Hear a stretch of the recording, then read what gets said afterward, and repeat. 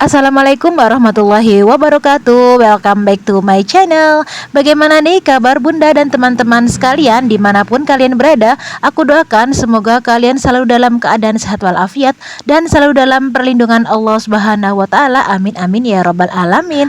Alhamdulillah, hari ini aku mau sharing lagi tentang kegiatan aku sebagai ibu rumah tangga selama di kampung halaman aku. Aku awali videonya ini di malam hari ya bun. Ini tuh sekitar jam 9 atau 10 malam gitu ya bun. Itu aku udah tidur dan dibangunin sama pak suami karena hujannya tuh saking deresnya banget sampai airnya menggenang di depan rumah itu bun. Banjir tapi nggak yang terlalu dalam gitu.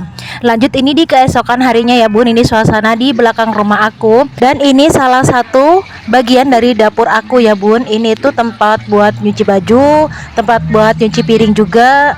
Terus ini juga ada selang itu bisa dipakai buat wudhu. Dan ini aku nyuci bajunya pakai manual ya bun, diucek-ucek pakai tangan aja. Aku suka banget kalau nyuci-nyuci di rumah itu karena airnya itu pasti selalu ngalir. Airnya ini kalau di rumah aku pakai air sumur. Jadi kalau listrik padam baru tuh airnya juga nggak mau ngalir. Tapi selalu ada tandon buat wudhu ya bun.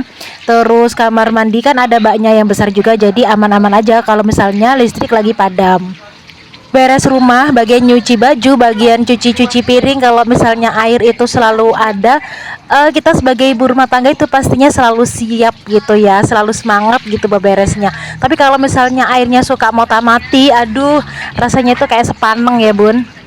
Setelah kegiatan pagi aku tadi udah selesai untuk jemur pakaian sama beberes, itu nggak sempat aku record karena memang yang ngerekam itu kan anak aku ya. Kalau misalnya kelamaan gitu sudah bilang capek-capek gitu, karena aku emang lupa nggak bawa tripod. Alhasil nih aku lanjutin di sore harinya aku pas anak aku juga lagi santai, aku minta bantuan buat direkam gitu ya. Ini aku lagi lipet-lipet baju hasil cucian tadi pagi. Aku itu jarang banget nyetrika kecuali kalau bajunya yang bener-bener kusut banget gitu ya. Kalau di kampung itu kata mak aku gini, udahlah nggak usah disetrika-setrika, pokoknya kalau udah kering langsung dilipat aja biar nggak terlalu kusut. Dan memang bener sih kalau misalnya kita habis nyuci tapi nggak langsung dilipit-lipit gini tuh bajunya bener-bener yang tambah kusut banget. Tapi kalau misalnya habis baru kering, habis diambil langsung dilipet-lipet gini tuh nggak terlalu kusut-kusut banget bun. Aku di kampung itu kemarin kurang lebih ada 2 mingguan ya bun, padahal rencana awal tuh kurang lebih nggak sampai 1 minggu lah di rumah, karena sebenarnya anak-anak tuh pas aku pulang belum libur, cuman udah selesai semester gitu, udah selesai ujiannya. Tapi ternyata pas aku selesai operasi, aku pikir kan operasi mata selaput aja gitu kan, dari di awalnya kan dibilang dokternya katanya cuma operasi ringan gitu ya. Ternyata pas waktu operasi itu termasuk operasi yang agak berat gitu bun. Hasil buat balik ke kotanya itu aku tunda dulu sampai 2 minggu aku di rumah.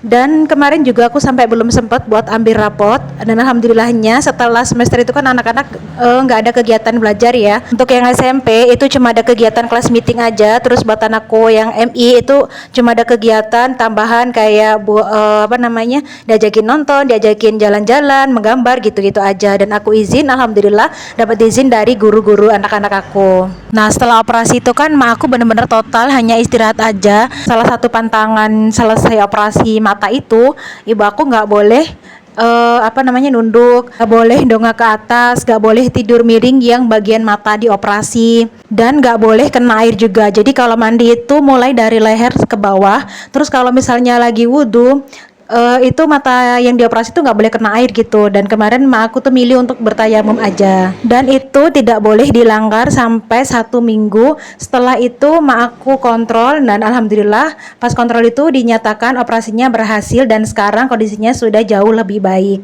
Dan ada di tempat aku itu ya bun, kalau misalnya jenguk orang sakit itu per orang bisa bawa gula 3 sampai 4 kiloan gitu loh. Dan itu nggak kita ambil semuanya, ada yang diambil cuma sekilo, selebihnya dikembalikan ke orangnya lagi. Ada yang diambil 2 kilo, selebihnya dikembalikan orangnya lagi. Nah kemarin kalau mak aku itu bilang, pesan ke aku, nanti kalau ada orang jenguk, ambil gulanya sekilo aja, sisanya dikembalikan. Tapi kalau jenguk di rumah sakit atau yang dijenguk itu keluarga dekat, biasanya bawa uang. Dan uang itu nominalnya kurang lebih 100.000 ya bun. Nah kalau di tempat kalian bagaimana nih adat jenguk orang sakit? Bisa dong tulis di kolom komentar, kita sharing-sharing ya bun. Alhamdulillah, ini lanjut di video aku udah selesai ya lipet-lipet bajunya. Mohon maaf ini kurang rapi lipetannya karena sama ponakan aku tadi itu diacak-acak lagi. Dan ya udahlah, aku tumpuk-tumpuk aja dulu nunggu ponakan aku nanti pulang baru aku beresin lagi. Alhamdulillah, ini aku lagi panen telur ayam karena ayamnya nggak mau ngangkremin, jadi ini buat stok buat dimasak aja.